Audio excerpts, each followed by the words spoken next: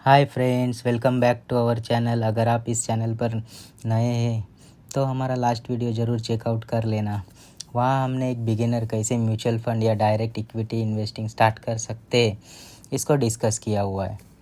इस वीडियो की बात करें तो हम इस वीडियो में अपने फाइनेंशियल गोल्स थ्रू इन्वेस्टिंग कैसे सेट कर सकते या उसे कैसे पूरा कर सकते इसके बारे में सीखेंगे और एक model mutual fund portfolio live investing करके कैसे बिल्ड कर सकते ये भी सीखेंगे। साथ ही साथ म्यूचुअल फंड्स किस तरह से सेक्टर्स में डाइवर्सिफाई करके चलते हैं ये भी सीखेंगे। और अगर कोई डायरेक्ट इन्वेस्ट करके खुद का पर्सनल स्टॉक का पोर्टफोलियो बनाना चाहता है तो वो भी एक मॉडल पोर्टफोलियो से कैसे बना सकते हैं इसकी भी जानकारी लेंगे।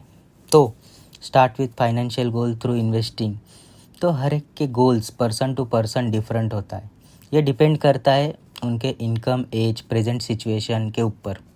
एग्जाम्पल, किसी को 2 to 3 इयर्स में फ्लैट या 4 व्हीलर लेना है तो इसलिए इक्विटी मार्केट में या म्यूचुअल फंड में वे इन्वेस्टमेंट करना स्टार्ट करते हैं या इन्वेस्टमेंट करना चाहते हैं। तो कोई सन या डॉटर के हायर एजुकेशन कराने के लिए इन्वेस्ट करके चलते हैं या फिर डॉटर के मैरिज के लिए इन्वेस्टमेंट करके चलते हैं या फिर अपने खुद के रिटायरमेंट प्लानिंग के लिए भी इन्वेस्टमेंट करना चाहते हैं। इन सिचुएशंस में टाइम फ्रेम 10 to 15 इयर्स का होता है नॉर्मली इन्वेस्टर्स का, और रिटर्न्स की एक्सपेक्टेशन भी ज़्यादा होती है क्योंकि वो long term, very long term के लिए इन्वेस्टिंग करना चाहते हैं।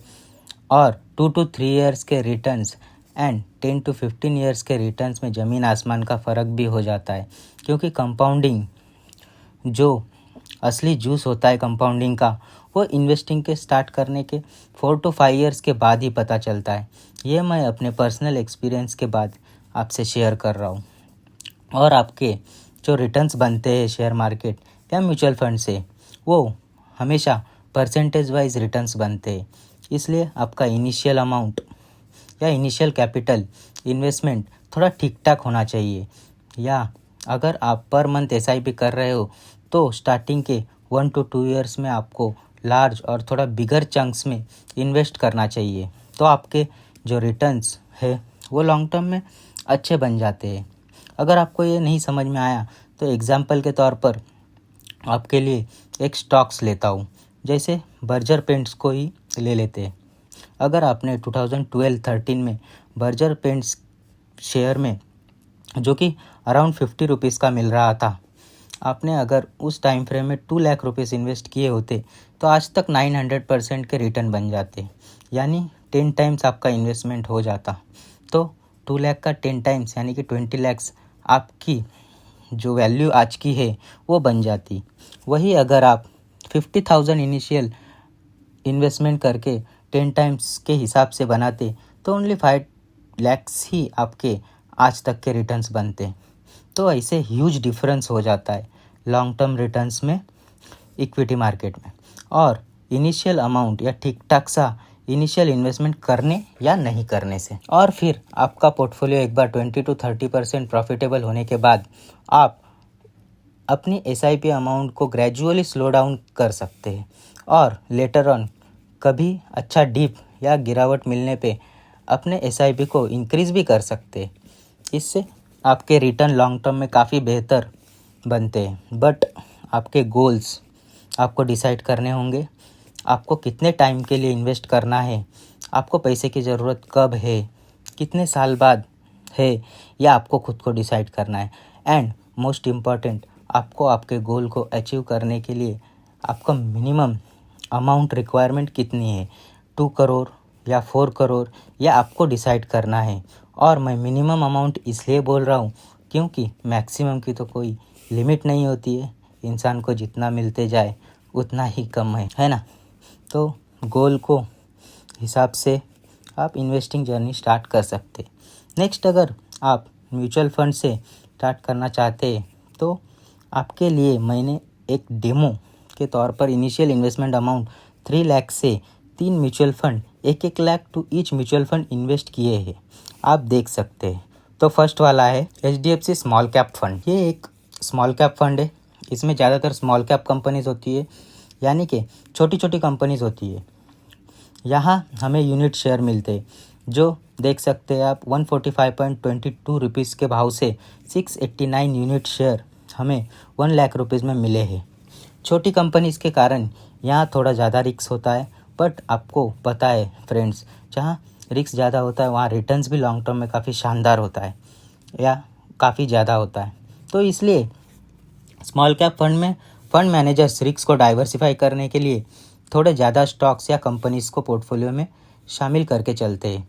तो टॉप होल्डिंग्स इस फंड की आप देख सकते हैं। First swords solutions, E clerk services limited, bank of Baroda, ये तो लार्ज कैप कंपनी है, बट रखते हैं कभी कभी मैनेजर्स 1-2 लार्ज कैप कंपनीज़ भी रखते हैं।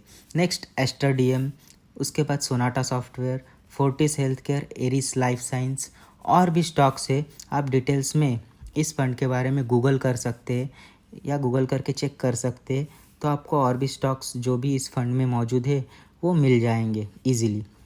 तो स्मॉल कैप फंड में 70 to 80 कंपनीज़ रखना नॉर्मल है या होता ही है 70 to 80 कंपनीज़। सेकेंड बात करते पराग पारिक फ्लेक्सी कैप फंड। इससे पहले भी हम इस फंड को एक बार डिस्कस कर लिए, डिटेल में नहीं, लेकिन नॉर्मली हम लोग इस फंड को ओवरव्यू के हिसाब से पिछले वीडियो में डिस्कस किया है। तो यहाँ NAV आप देख सकते 88.8 रुपीज़ से हमें 1 लाख रुपीज़ में 1126 यूनिट शेयर मिले हैं, जो कि आप देख पा रहे हैं। फ्लेक्सी कैप यानी कि हर टाइप के कंपनीज होती है, छोटे बड़े ब्लू चिप, और फंड मैनेजर के पास वो फ्लेक्सिबिलिटी होती है, वो अपने हिसाब से कंपनीज को रख सकते हैं या ले सकते हैं फंड्स में। इसमें होल्डिंग्स की बात करें तो देख सकते हैं, फर्स्ट है HDFC bank, power grid corporation, Bajaj holdings, coal India, ITC, ICICI bank, Maruti, ये कंपनीज इनके टॉप होल्डिंग्स में है।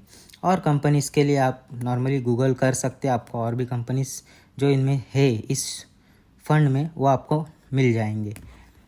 ऐसे फंड्स में normally 40 to 50 stocks fund manager रख के चलते हैं।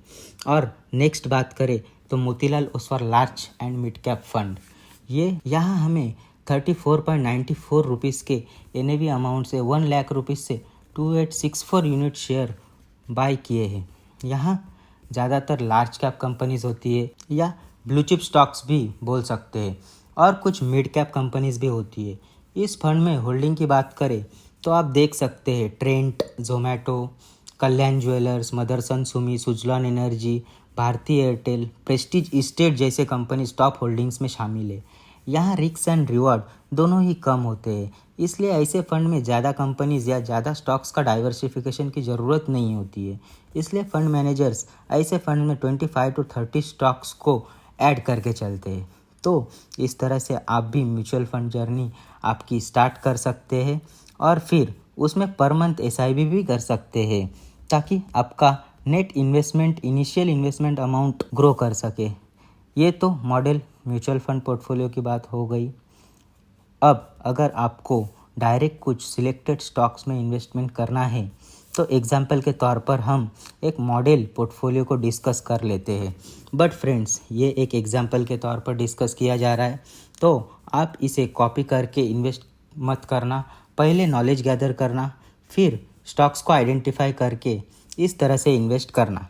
तो स्टार्ट करते हैं। यहाँ हम 10 स्टॉक्स लिए हुए हैं, आप देख सकते हैं, एंड एवरी स्टॉक्स में अराउंड 30,000 रुपीज़ करके इन्वेस्ट कर दिए हैं according to their share price. तो स्टार्ट विथ फर्स्ट कंपनी, ये एक बैंकिंग एंड फाइनेंस सेक्टर की NBFC कंपनी है, SBFC finance. Second IT sector से झेंसा टेक्नोलॉजीज लिमिटेड को लिया है, जो कि गोयंका ग्रुप की कंपनी है। फिर स्पेशलिटी केमिकल से SRF को लिए है।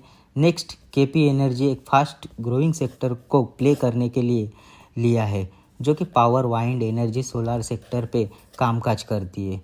फिर एस्ट्रल लिमिटेड, जो कि building material, plastic pipe fittings and adhesive में कामकाज करती है और लीडर कंपनी है। फिर हेल्थ केयर सेक्टर में यथार्थ हॉस्पिटल को लिए हैं। फाइनेंस में और एक कंपनी को शामिल किए हैं, HDFC AMC, ये भी एक लीडर कंपनी है।